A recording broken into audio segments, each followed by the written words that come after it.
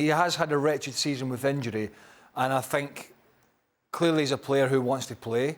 But yeah, I think if I'm Leeds, I'm a little bit frustrated that, you know, you got to. And as Shaq said, look, these bigger nations are not fussed about the Nations League. Right. Let's be quite frank. This is all about preparation for this World Cup in Qatar.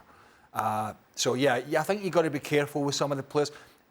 They look tired to me. Yeah. I mean, the players are just playing too many games now. That's the thing for me. Listen, Calvin Phillips, we know he's had injury problems, but then all the other players have been playing. So if Gareth Southgate is speaking to Calvin Phillips and he thinks he's fit enough, and his staff tells him he's fit enough, he's raring to go, you can take a chance on him, given the fact that others are coming off long seasons, you're more tempted to use Calvin Phillips now than... And dare I suggest, if you're Leeds, you prefer he gets injured now in June than the international window in September. So at least from a Leeds perspective, the timing of it isn't as bad as it could be, given going into the new season.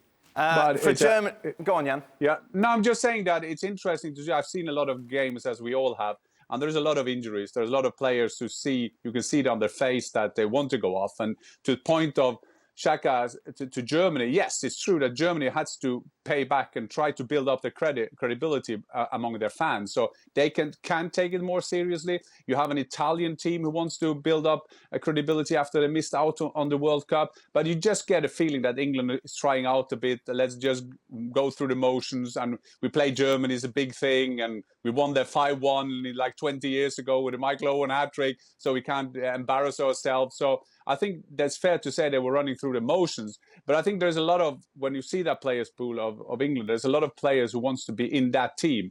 And it was mentioned there with Jude Bellingham knocking on the door. I think Calvin Phillips, he is afraid to be out of the team because this place can be taken. So there's a big competition in the middle of the park for England. And I think that you saw that today, that they want to play. And Bellingham came on, did okay.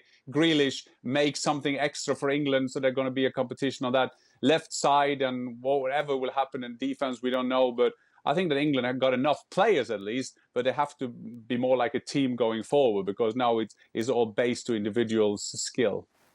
How close was that German 11 that we saw today, Jan, meanwhile, to the one that may start in the World Cup?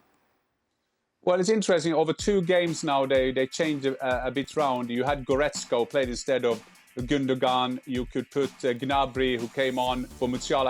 I think Musiala played good today. And then you always have Werner running around. I've said this on the show before, I'm a big fan of Raum, who plays at Hoffenheim. David Raum is a left peg coming up and down but if he will play, Schlotterbeck, 22 years of age, good season by Freiburg, now going to Dortmund, he'll be there in Qatar. But it's getting close, and it's interesting to see how, after Löw, that Hansi Flick has kind of found a way, like I said at the beginning, 11 games, 8 wins, 3 draws.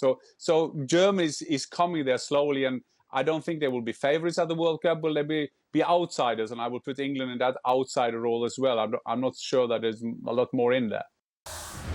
Well, thank you very much for watching ESPN on YouTube. For more sports highlights and analysis, be sure to download the ESPN app. And for live streaming, premium content, and let's not forget as well, ESPN FC 7 days a week. Subscribe to ESPN+.